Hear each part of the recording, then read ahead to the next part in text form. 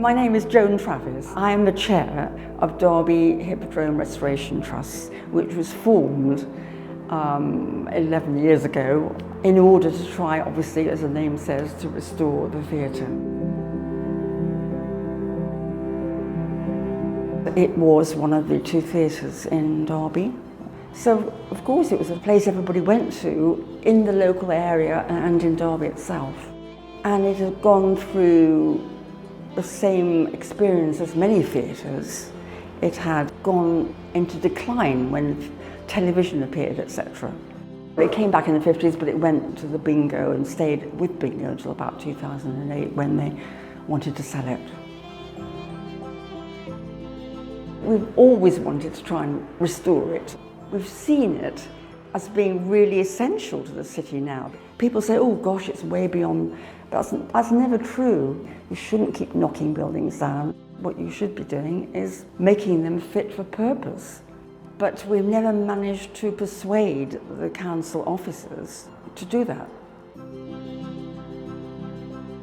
The Derbyshire Historic Buildings Trust came in and they acted as a catalyst. They and the members and other groups came in and started to join us. And so that was the point at which things started to pick up.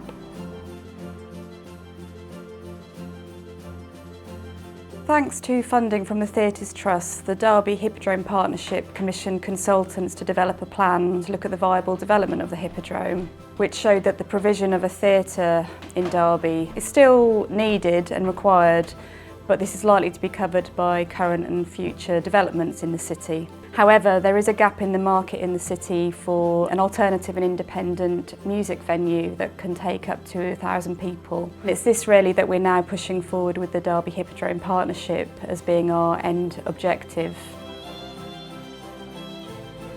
Whilst our immediate requirement is obviously to stabilise the building, we're really keen to start involving others in this planning process, and we would love to hear from people perhaps involved with the local music scene in Derby and Derbyshire to come forward and get involved. And really anyone within the local community that wants to volunteer on this project, again, we're very keen to hear from people because the development for this really has to come from the community.